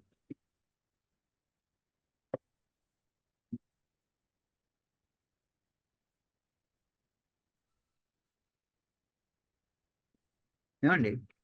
ఈ సిద్ధాంతాన్నే థియరీ ఆఫ్ ఎవ్రీథింగ్ అని అంటారండి. సంథింగ్ అన్నాడు కదా! మొత్తం ఇలాగ అన్నిటికంటే చిన్నదది. ఇంకా దానికంటే ఇంక చిన్నది ఏం లేదని తేల్చేశారు. దాని పేరు థియరీ ఆఫ్ ఎవ్రీథింగ్. బ్రాడ్‌గా టీఓఈ అంటారండి. అది ఈవేళ సైన్స్‌లో న్యూక్లియర్ ఫిజిక్స్‌లో నడుస్తున్నటువంటి లేటెస్ట్ డిస్కషన్ అదండి. దీన్ని మన వాళ్ళు ఏమంటారయ్యా? ఆ ఒక్కటే ఏదైతే ఉన్నావో మూలం దాన్నే బ్రహ్మం అని అన్నారయ్యా.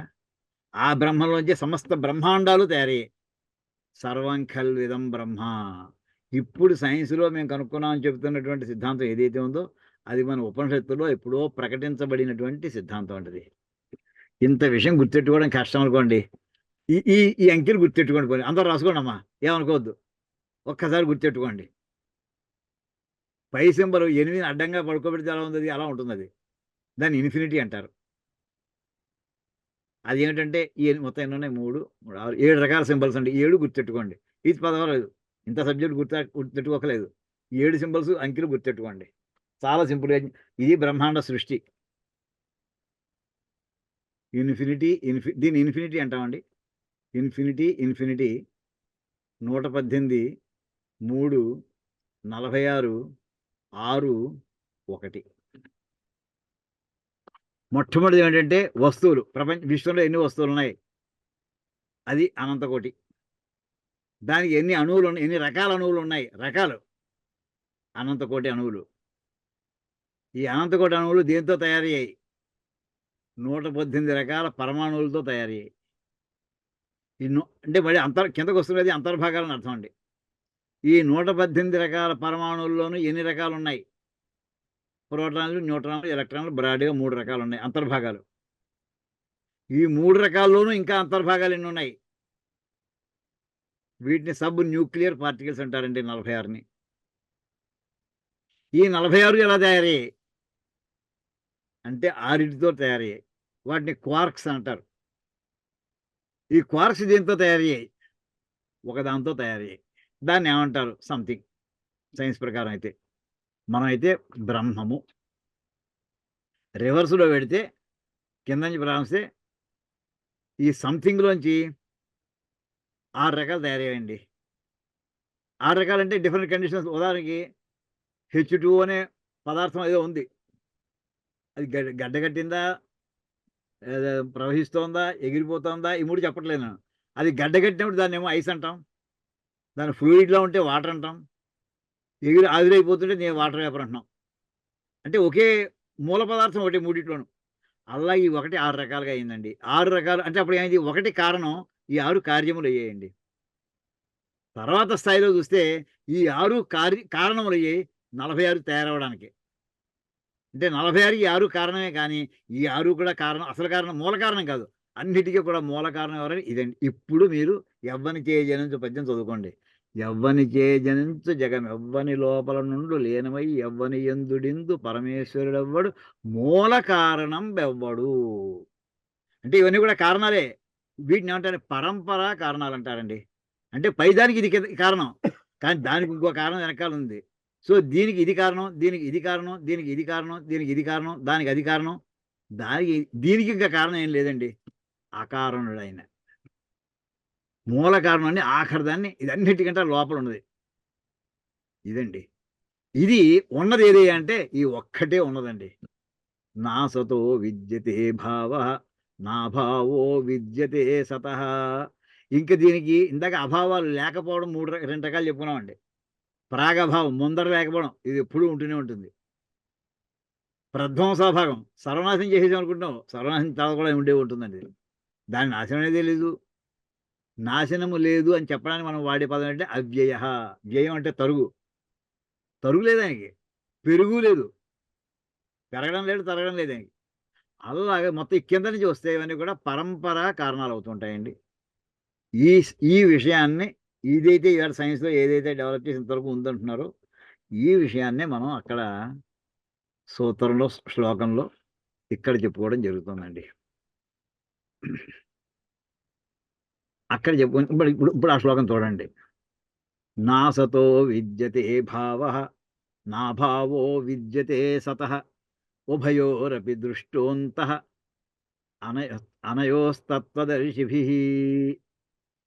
అయితే ఏమండి, ఇప్పుడు యాటం ఏదైనా వస్తువుని పగలగొట్టేసాం. కావాలని పగలగొట్టేసాం. చిన్న చిన్న రజన కింద అయిపోయింది. అది ఉందా లేదా అంటే ఎందులో ఉంది? గాజు పదార్థమే. ఆ గాజు రజనలో ఉందా లేదా? పార్టికల్స్‌లో ఉంది. దాని లోపల ఏముంది? మాలిక్యూల్స్ ఉన్నాయి. వాటిని కూడా పట్టుబట్టి విడదీసేసారండి ల్యాబ్‌లోకి పట్టుకెళ్ళి. యాటమ్స్ కాస్త మాలిక్యూల్స్, అందులో నుంచి మాలిక్యూల్స్‌ని యాటమ్స్ సెపరేట్ చేసేసారు. ఇలా చేసేస్తే అగ్ని ప్రమాదంలో ఈ వస్తువులు ఎంతవరకు దగ్ధమవుతాయి? ఏమవుతాయి? ఏం మిగులుతాయి? అగ్ని ప్రమాదంలో. ఓ కాగితాన్ని అగ్ని పెట్టామనుకోండి, ఫైర్ మీద పెట్టామనుకోండి, టక్కన బూడిదయిపోతుంది. బూడిదుంది. బూడిద ఏమిటది? అది కూడా కొన్ని మాలిక్యూల్స్ యొక్క ఆకారం అది. అయితే ఇందాక చెప్తున్నట్టు అయితే ఇలా వచ్చినటువంటి దాంట్లో చివరికి మరి ప్రోటాన్లు అవి చెప్పారు కదా! మూడో స్థాయిలోను. అవి అవి ఉన్నాయా? పోయాయా? అవి అలాగే ఉన్నాయండి. అవి ఎక్కడికి పోలేదు. అవి పోవాలి కదా! అవి ఎప్పుడు పోతాయో తెలుసాండి దాని టెంపరేచరు? 10⁻28 డిగ్రీస్ సెంటిగ్రేడ్ పెడితే అప్పుడు కరిగిపోతాయటండి. అంతవరకు కరగటవి. ఎలక్ట్రాన్ కరగదు. ప్రోటాన్ కరగదు. న్యూట్రాన్ కరగదు. 10⁻28 అంటే చెప్పాలంటే 10⁻7 అంటే కోటమ్మా. 4 సార్లు చెప్పలే. కోటి కోట్ల కోట్ల కోట్ల డిగ్రీలు సెంటిగ్రేడ్ గనక పెట్టగలిగితే అప్పుడు ఆ ఎలక్ట్రాన్, న్యూట్రాన్ కరుగుతాయట. అంటే వాటి రూపం మారుతుంది. అంతవరకు రూపం కూడా మారదు వాటికి. ఇక్కడ ఈ రూపంలో లేకపోతే ఇంకో రూపంలో ఉంటూనే ఉంటాయి. అప్పుడు కూడా పాసిబిలిటీ ఉంది కదా! అంటే ఆయన ఉగ్రాయచ నమ సోమాయచ రుద్రాయచ ఉగ్రాయచ, ఆయన రౌద్రాన్ని చూపించిన ఉగ్రత్వాన్ని పొందే ఎంత టెంపరేచర్ అయినా క్రియేట్ చేయగలడు ఆయన పరమశివుడు. ఆ రౌద్రాకారంలో. అప్పుడు కూడా వాటికి నాశనం ఉంది. గుర్తెట్టుకోండి. ఇంత ఎలక్ట్రాన్ కూడా వాటికి కూడా ఓ స్థాయిలో అంత టెంపరేచర్ వస్తే పోయి తీరుతాయి. ఏమవుతాయి అవి? కరిగిపోయి చివరికి ఆయనలో కలిసిపోతాయండి అవి. ఆయన ఉంటాడా? ఉండడా? ఆయనకి ఇంకా 10⁻∞ డిగ్రీస్ సెంటిగ్రేడ్ పెట్టినా సరే ఆయన పోవడం లేదు, కరగడం లేదు ఆయన. తరగడం లేదు. ఇదండి. అయితే ఉండేవాడు ఎవరయ్యా? ఉండనిది ఏది అంటే ప్రతి వస్తువు కొన్నాళ్ళు అసలు ముందు అది పుట్టని క్రితం లేదు. పోయిన తర్వాత ఉండదు. ఉన్నంత కాలం కూడా దానికి కారణం ఉన్నంత సేపే ఇక్కడ మనకి అది కనిపిస్తూ ఉంటుంది. కరెంట్ ఉన్నంత సేపే మనం మాట్లాడుకోవడం ఉంటుంది. కరెంట్ లేకపోతే మనం కనిపించం ఇక్కడ. ఇల్లాగా ఉన్నంత సేపే. ఎదురుగుండా ఉన్నాం. ఇక్కడ నేనున్నాను, అక్కడ మీరున్నారు. కరెంట్ లేదు మధ్యలో. అది కనిపించం. జూమ్ లేదు, మీటింగ్ లేదు, ఏం లేదు. అలాగ 3 రకాల అభావాల్లోనూ కూడా వాటి అయితే రూపం మేము ఉన్నామని చెప్తున్నాం. అంటే మనం ఎలిమెంట్ స్థాయిలో వెళ్ళినా, ఎలక్ట్రాన్ స్థాయిలో వెళ్ళినా మనకు కూడా కొంతవరకు హద్దుంది. హద్దు లేనటువంటిది ఒక్కటే ఒకటి పరమాత్మ. అంతేది ఇక్కడ చెప్పిందేంటి ఆఖరి మాటండి. ఇందులో భాష్యంలో చూడండి. అదే మళ్ళీ యథా ఘటాది సంస్థానం చక్షుషా నిరూప్యమాణం. అంటే మన కళ్ళతో కనిపించేటటువంటి కుండ మొదలైనటువంటివన్నీ కూడా ఏవైతే ఉన్నాయో మృద్ వ్యతిరేకేణ అనుపలబ్ధే. దానికి కారణమైనటువంటి మట్టి లేకపోతే అవి లేకుండా పోయాయి. అసత్ తథా సర్వో వికార. తయారైన ప్రతి వస్తువు కూడా, అంటే వికారం అంటే కార్యం అని అర్థం. కారణ వ్యతిరేకేన అనుపలబ్ధే. దానికి ఆధారం ఏదైతే ఉందో అది అది లేకుండా అసలు కార్యం తయారకుండా ఉండదు. జన్మ ప్రధ్వసాభ్యాం ప్రాగ్ ఊర్ధ్వంచ అనుపలబ్ధే. అంటే ఆ వస్తువు ఉత్పత్తి అయ్యే ముందు ఆ వస్తువు యొక్క నాశనం అయిపోయి, నాశనం అనే మాట కూడా అర్థం చెప్పానండి. నాశనం అంటే ఏమిటి? నాశ అంటే అదర్శని, కనిపించకపోవడాన్ని నాశనం అంటారండి. సర్వనాశనం అయిపోయిందంటాం. మనకి కంటికి కనిపించట్లేదు అంతే. అది ఇంకో రూపంలో ఉంది అక్కడ. అదర్శనే, కంటికి కనిపించకపోవడాన్ని నాశనం అని చెప్పారు మన వాళ్ళు. దాంట్లోంచి వచ్చింది యాష్ అనే పదం. నాష్‌లోంచి వచ్చింది యాష్ కూడానండి. బూడిది కూడా చివరికి అది కూడా ఉన్నది. అందులో కూడా ఇంకా ఆ రూపంలో ఉంటాడు జీవుడు. అంచేత ఊర్ధ్వంచ అనుపల, తర్వాత ముందు ఉండడు, తర్వాత ఉండడు. మృదాది కారణస్య చ తత్కారణ వ్యతిరేకేన అనుపలబ్ధే అని ఇంతవరకు చెప్పి, ఇదే అసలు వస్తువు ఉండడం అంటే ఏమిటి? లేకపోవడం అంటే ఏమిటి? ఆ వాక్యం ఇంతవరకు చదువుకున్నామండి. మిగతాది మనం తర్వాత క్లాస్‌లో మిగతా భాష్యం మనం కంటిన్యూ చేద్దామండి. ఇక్కడ ఆపుకుందాం. ఓం కాయేన వాచా మనసేంద్రియైర్వా బుద్ధ్యాత్మనా వా ప్రకృతి స్వభావాత్ కరోమి యద్యత్ సకలం పరస్మై నారాయణాయేతి సమర్పయామి. హరి ఓం తత్సత్. బ్రహ్మార్పణమస్తు. శ్రీ సీతారామార్పణమస్తు. ఓం తత్సత్.